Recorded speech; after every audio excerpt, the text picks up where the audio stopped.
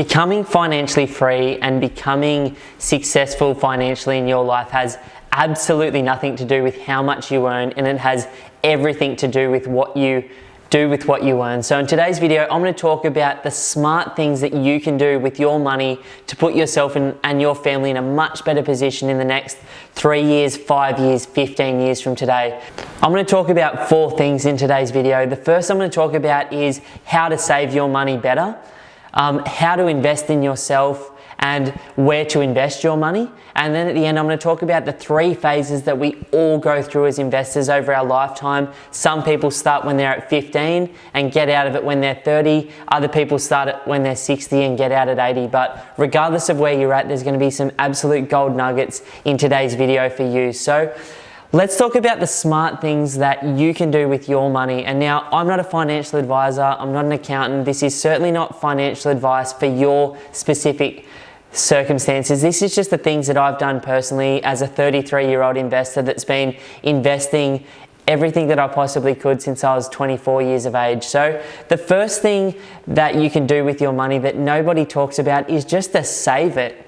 You don't have to spend everything that you earn. You don't have to spend more than you earn sometimes. You don't necessarily need the car and the credit cards and the fancy holidays at the start of your investment journey, although all of that stuff's super nice. But if you can delay, not so much the holidays, everyone needs the sick holidays, but if you can delay the credit cards and the car loans in the short term, you'll be able to drive whatever you want to drive. You'll be able to go wherever you want to go longer term. So the first thing that nobody's talking about is just save your money. It's good to have cash in the bank so that if an opportunity or an investment presents itself, you're in a position to be able to take advantage of that. And that might be a business, it might be shares, it might be a GFC where the stock market crashes and everything becomes affordable. It might be a property, it might be a home for your family, but savings and cash is always gold. So give yourself a buffer, give yourself a fund spending account, and give yourself an investment account. Now, there's 3 different ways of doing this. I find the third one by far the simplest, and let's start with number 3, which for me is just about paying yourself first. It isn't about having a budget. It isn't about having all these different categories in your life. It's simply going, I earn $1,000 a week. Before I spend any of that money, I'm going to pay myself $300 to an account that I can't see and that I can't touch, and that is my investment money for when an investment opportunity comes up. Now, the rest of your money is spent as you want to spend it, and that keeps things completely separated. And I learned that one from Robert Kiyosaki and Jim Rohn, and I think it is the #1 lesson I've ever learned. Now, ever since I earned my first paycheck out of university, I've been doing that, and it is just a ritual. Each time my wage increases or the family income increases, we just invest or pay ourselves a slightly higher amount for the investment stuff, and that's enabled us to buy 11 properties now over the last 10 years together. So pay yourself first. The second out of the 3 things there in terms of saving your cash is to go into a budget and just look at what your expenses are, which of those expenses are fixed versus variable, and then work on reducing those variable and fixed expenses as much as possible, as well as what's coming in. And then each week you'll know that you have $300 out of your $1,000 to save, and you can go from there. Now, the third option is to go barefoot investor style and to categorize your life into different components. So you've got your fun account, you've got your holiday account, you've got your savings, you've got your expenses, you've got your investing stuff. That's all a bit too complicated for me personally. I'm just do it as simple as possible, which means just paying myself a consistent amount of money and then having the discipline to not go and spend that money after I've paid myself first. Now, the second smart thing that you can do with your money, or that I've done with mine, is invest in yourself. Now, again, a lot of people do talk about this. I've spent so much time, listening to audiobooks, buying books and reading them. I've spent a lot of time at events. I've spent a lot of time in coaching products. I've spent a lot of time paying for services so that I could learn what somebody else knew a lot faster rather than having to go through the entire journey myself. I've also spent a lot of time with successful people that were already where I wanted to be and learnt what it is that they're doing with their money and their time that's enabled them to have that lifestyle choice that I wanted at that time. And I'm talking about people that are financially free in their late 20s, 30s, 40s, at a time of life where, they're vibrant and they're excited and they can, do what it is that they really want to be doing with their time. So, invest in yourself first, and that doesn't have to be expensive. You can go to the secondhand bookstore like I did, probably read 600 books around finance, around economics, around property, around business, and that's enabled me to rapidly speed up my personal journey, starting my first couple of businesses at 28 and by the time of 30 being fully financially free. So wherever it is that you're starting from, whatever age, whatever income level, it absolutely doesn't matter. Investing in yourself is the strongest return on your investment that you're ever going to get. And if you build a foundation for a residential slab, a residential home, then the slab needs to be this thick. If you want to build a skyscraper in your future or an empire, then the foundation has to be bigger. And the way that you can build that foundation is through constantly investing back in yourself, whether that's your time or your money.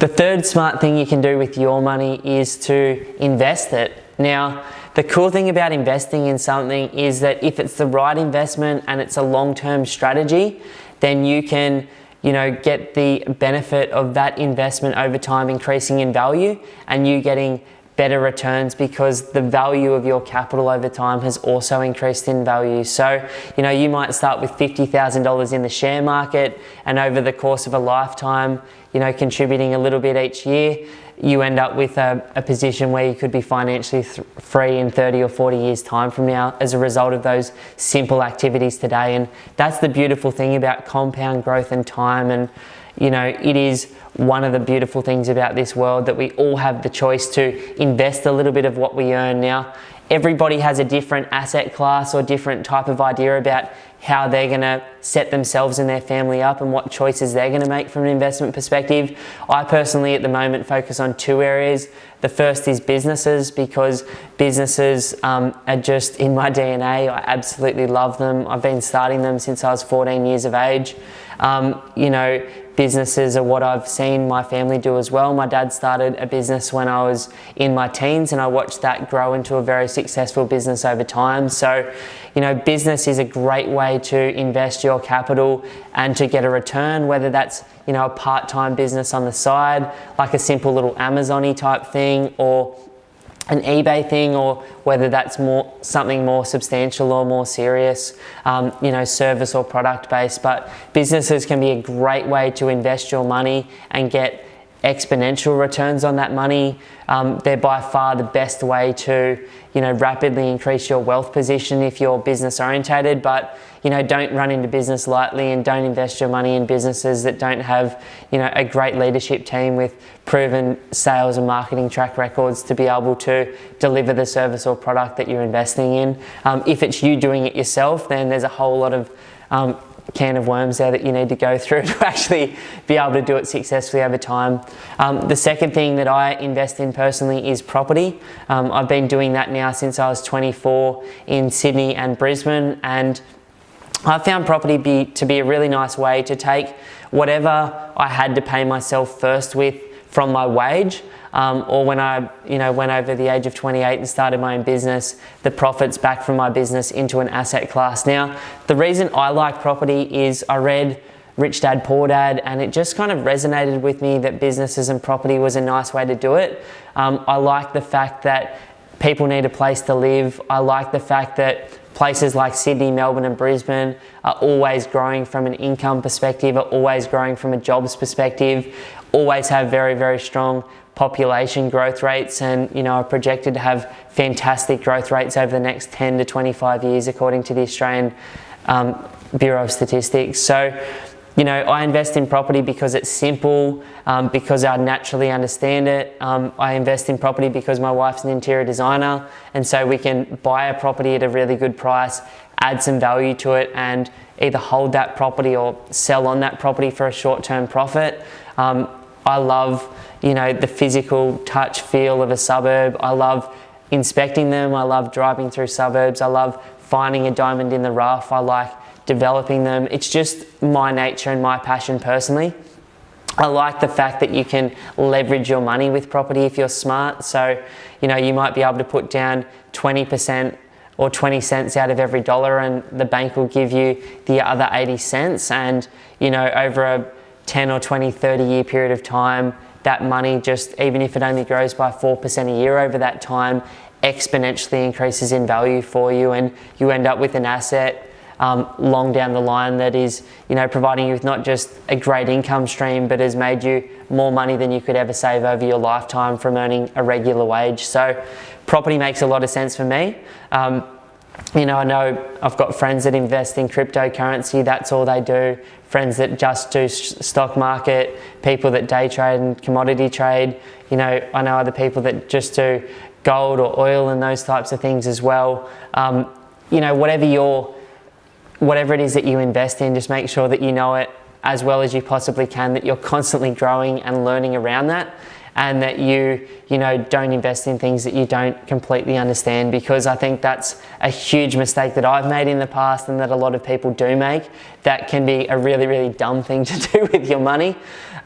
Just because somebody else has got rich quick off some type of asset class doesn't mean that you have the knowledge, skills, ability or contacts to go and replicate that, what they did. Or most of the time people that do that, you know, just timed it. So they got into crypto at the right time, they got into property in Sydney and Melbourne at the right time, they started the right business in the right marketplace, and they had the right skill set to see it through and to get themselves out safely, or maybe luck played a bit in that as well. So, you know, invest your money. That is the smartest thing that you can do over time. There's some really, really good literature around this stuff. If you're interested in property, check out Phil Anderson's book, The Secret Life of Real Estate and Banking, and Fred Harrison's book, The Power in the Land and Boom and Bust. If you're interested in shares, which isn't my forte, I know there's some amazing books out there, and some of the greatest investors of all time have shared their experiences in book form, in video form online, and you can really learn from that. If you're interested in business, you know, there's some incredible stuff out there as well. I follow the Tim Ferrisses and the Gary V's, the John Dalios, and, you know, the Warren Buffetts, and just, you know, learn from their mistakes and their experiences over time, and try and, you know, piece together a strategy that works for me with my personal risk profile. You know, as a 33-year-old with 3 kids, I don't always have the time to invest in things that I did pre-kids. So, you know, I've got to make sure my strategy is continually moving me forward in the right direction. And these days I invest in less, but higher quality things that get me much better returns than what I did in the past as I've learnt more. Now, the 3 phases that every investor will go through, regardless of if it's businesses, shares, commodities, property, is really the foundation phase, and that is step 1. The second phase is called acceleration, and the third phase is what we all want, and that is the lifestyle phase, where you get choices. Now, in the first stage, the foundation phase, it is really about building up the foundation of assets or investments that are going to enable you to be financially free in the future. And if you're playing with property and you're earning an average income, you know, financial freedom might be 15, 20, 25 years from today, best case scenario. It might be 5 years from now if you're earning an incredible income. If you're starting a business, you might be able to create a business model that's so profitable that in 2 years' time you never have to work again for the rest of your life.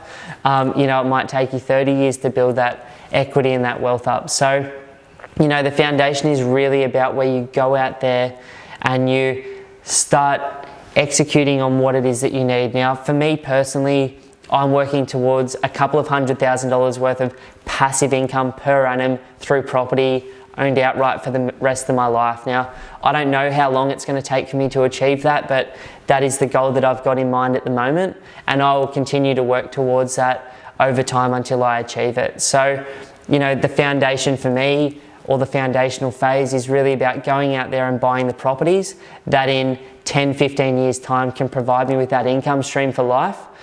So it's very simple, going, okay, I might need 4 properties that give me $1,000 per week in 15 years time, owned completely outright, and then I can reverse engineer that backwards to today and go, well, what is my next step? What does the next property I need to buy look like from a growth perspective to achieve that goal, from a cash flow perspective to achieve that goal? So it is really simple. I've talked about this in other videos where I've talked about the 2 properties to financial freedom strategy, as well as the 4 properties to financial freedom strategy. It really comes back to where you are right now and what options you have in your life. You know, maybe you've got a home with some great equity in it and you've got a good job that you can move into an investment with.